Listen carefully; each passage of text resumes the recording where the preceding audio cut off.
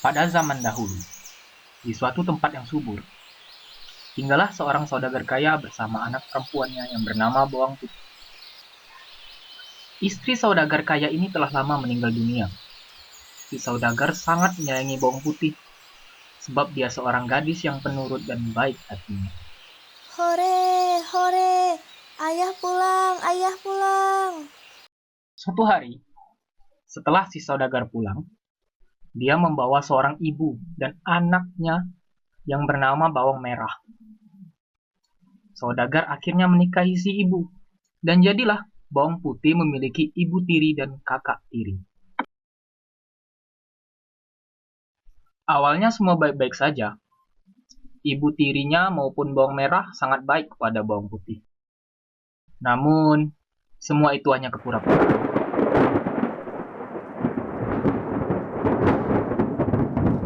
Saat ayah Bawang Putih pergi keluar kota untuk bekerja, mereka berubah menjadi jahat dan memperlakukan Bawang Putih layaknya seorang pembantu. Setiap pagi, ibu tirinya selalu menyuruh Bawang Putih agar segera menyiapkan sarapan untuknya dan Bawang Merah dengan cara yang kasar. Bawang putih. Iya, Ibu. Pemalas. Cepat buatkan sarapan untuk saya dan Bawang Merah. Baik, Ibu. Udah cepat sana pergi. Suatu hari, Bawang Putih pergi ke sungai hendak mencuci baju dalam kondisi mengantuk, lapar, dan tubuhnya lemas. Namun, dia tetap pergi memaksakan diri agar pekerjaannya selesai dan bisa segera istirahat. Aku harus segera mencuci agar Ibu tidak marah dan juga agar aku bisa istirahat. Tapi, apalah daya, karena kelelahan, Bawang Putih tidak sengaja menjatuhkan selendang ibunya. Selendang berwarna merah itu pun akhirnya hanyut mengikuti air sungai. Tidak, selendang merah kesayangan Ibu. Aku harus segera mengambilnya. Panik, akhirnya Bawang Putih pergi menyusuri sungai untuk mencari selendang ibu tirinya.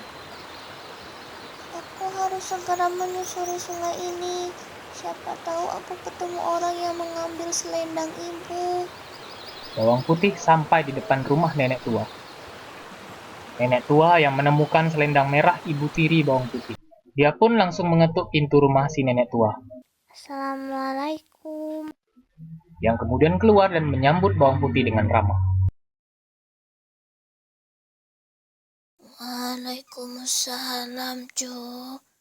Ada apa kamu datang kemari? Bawang Putih lalu menjelaskan masalahnya. Selendang merah milik ibuku hanyut. Apakah nenek melihatnya?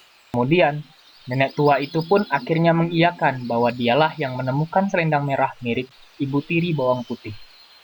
Iya, Cu. Nenek yang memungutnya. Benarkah? Bolehkah aku memintanya, Nek? Si nenek akan memberikan selendang merah itu dengan satu syarat, yaitu Bawang Putih harus membantunya terlebih dulu. Jangan satu syarat, Cu. Bantu nenek dulu, baru ambil selendangnya. Hehehe. Dan dia pun bersedia. Janji? Baiklah, aku akan membantu nenek. Bawang Putih akhirnya membantu si nenek. Akhirnya tibalah waktu untuk pulang bagi Bawang Putih. Nenek itu akhirnya memberikan selendang merah tadi kepadanya.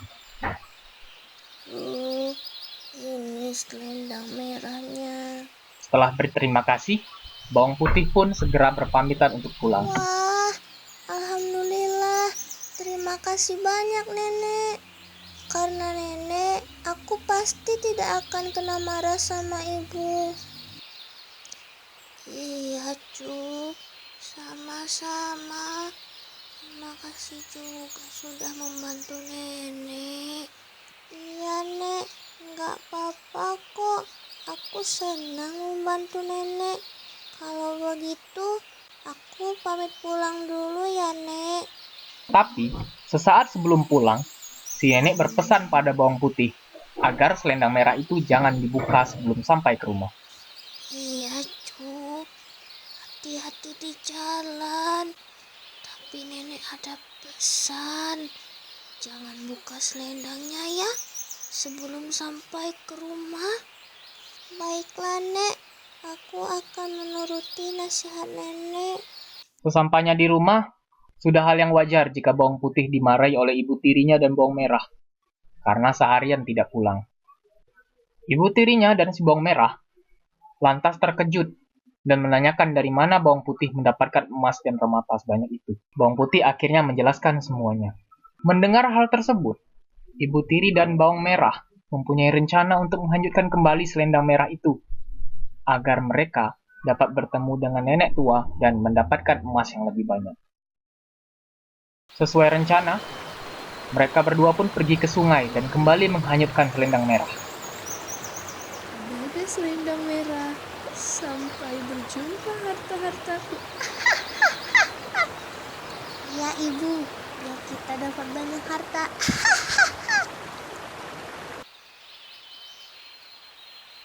Kemudian, mereka mengikuti arah sungai hingga akhirnya mereka sampai di depan rumah si nenek tua. Bawang merah langsung mengetuk pintu rumah si nenek tua. Permisi. Seperti yang dilakukannya kepada bawang putih, si nenek tua menyambut ibu tiri dan bawang merah dengan ramah. Waalaikumsalam. Ada apa, Cu? Dengan ekspresi sedih yang dibuat-buat, bawang merah pun langsung menanyakan soal selendang merah ibunya kepada si nenek tua. Nek, apakah nenek melihat selendang merah? Selendang merah ibuku hilang. Tentu saja, nenek tua pun mengiyakan bahwa memang benar dia menemukan selendang merah itu. Iya, Cu. Nenek yang ambilnya. Dan ibu tiri dan bawang merah sangat senang mendengar jawaban itu. Serius, Nek? Wah, bolehkah aku mintanya? Seperti bawang putih, jika keduanya ingin kembali mendapatkan selendang merah tadi, mereka harus menuruti syarat dari nenek, yaitu membantunya seharian.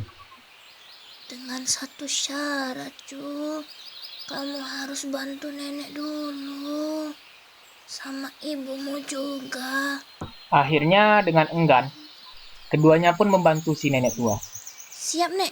Kami akan membantu. Keesokan harinya, nenek tua menepati janjinya dengan mengembalikan selendang merah itu kepada keduanya. Cu, ini selendang merahnya ibumu. Wah, terima kasih banyak ya, Nek. Diliputi perasaan senang, ibu tiri dan bawang merah pun segera berpamitan pulang. Kalau begitu, aku sama ibu pulang dulu ya, Nek.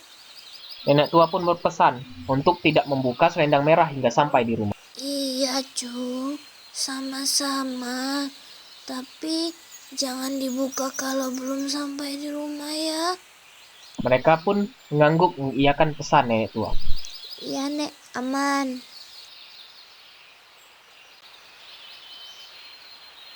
Karena sudah tidak sabar ingin melihat berapa banyak emas dan permata yang mereka dapat, di dalam perjalanan pulang, keduanya segera membuka selendang tadi. Namun alangkah terkejutnya mereka, sebab isi selendang merah itu ternyata adalah binatang-binatang berbisa. Segera saja mereka digigit oleh binatang-binatang itu. Sakit. Dan karena mereka masih di tengah hutan, maka tidak ada satupun yang bisa menolong mereka. Akhirnya, ibu tiri dan bawang merah tewas.